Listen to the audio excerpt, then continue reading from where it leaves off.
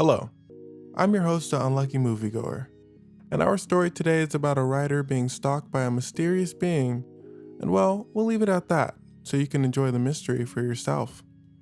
We open to a writer having a good old bout with writer's block, calling himself a fraud and going through hardcore imposter syndrome. I get that. Soon after, he gets a writing breakthrough. His idea is to start his story off with a nuclear war. He excitedly tells his girlfriend, much to her dismay, and we see why soon after. The world seems to have been struck by a nuclear war. Jordan Peele begins to narrate and suddenly, out of the blue, decides to stop the scene. He begins to chop it up with the actors. He then takes a walk with the author of the show they're shooting, Sophie, and discusses the episode with her. While Jordan gets done up, he tells Sophie the intro to her episode could be simpler and to redo it. That's why he stopped the scene earlier. She begins rewriting the episode but has a hard time doing so. She gets a FaceTime call from her significant other who is berating her about constantly being ignored. A production assistant, Amy, subsequently berates Sophie about not having the script done.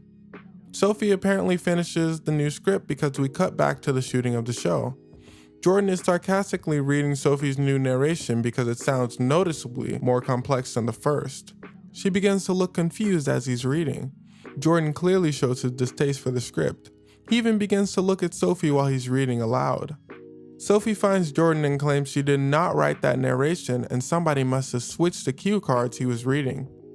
Jordan does not seem to believe her, but he tells her just to figure the situation out and get her new version ready ASAP, even sarcastically claiming they might be in an episode of The Twilight Zone themselves. Amy approaches Sophie and tells her to get a new version of the story out as soon as possible and to stop messing around. She also tells her there's a mysterious, blurry background actor in every library scene and says that this must be Sophie's doing as well. Like, Amy, chill. Sophie attempts to get to the bottom of this and begins looking at different episode scenes and, to her surprise, seeing a blurry man in the background of every take. Sophie begins looking for Jordan Peele, but no one seems to be able to locate him. Her search takes her to the library where she's alarmed by a noise. She sees one of the cue cards which reads, "Sophie is about to learn." The lights shut off and she thinks someone is playing a prank on her. She calls her significant other from earlier and expresses her concerns. Just then, she catches a glimpse of a figure in the distance. Sophie runs, and as the figure gets closer, she decides to stand up to it. The plan backfires as the figure knocks over a shelf next to her, telekinetically. Sophie takes off into the studio and arrives at a diner set. She notices a similar book she saw at the library earlier. Upon closer inspection, she notices the book is titled Blurry Man, and she begins to peer through it.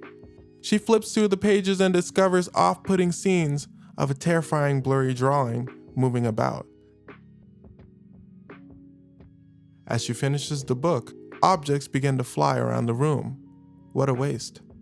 She runs to the studio, catching another glimpse of the blurry figure as she takes a fall and injures her leg. She calls for help, but to no avail. She notices television sets with images of the blurry man flipping through the screen. Then she notices herself on screen with the blurry man approaching her.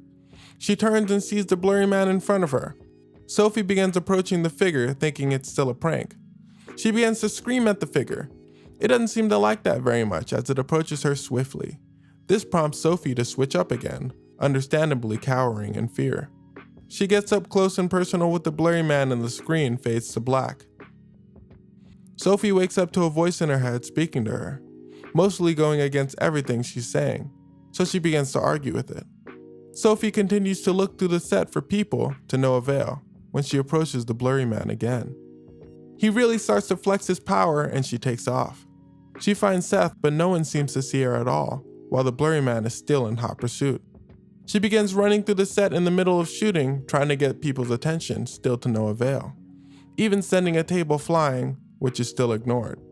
Sophie hears another voice in her head telling her to take a closer look at the blurry man. She looks into the blurry figure and says she's ready to see what it wants her to see. The blurry man puts her in a daze and takes her to the past. Sophie is a child and her father is telling her to go outside and play with the other kids. She proclaims she doesn't want to go outside and she wants to watch TV instead. Don't worry, Sophie, I get you. She comes back to the real world and she can be seen again. She shows her new script to Jordan and he says he loves it. She thinks it's all good, and then a voice comes in her head again telling her, "We ain't done with you yet." She turns around to the set disappearing and her world turning to black and white. She walks outside to the world also being destroyed by a nuclear disaster. Sophie walks into the destroyed library set and witnesses the blurry man again, and understands that this is the end of the episode. The figure approaches her, and hey, it's the original host and creator of The Twilight Zone, Rod Serling, explaining to her that she is in fact in the Twilight Zone. Trippy. He then opens up an otherworldly looking dimension and they enter together. And just like that was the end of her episode, this is the end of ours. Live your life to the fullest and always try your best.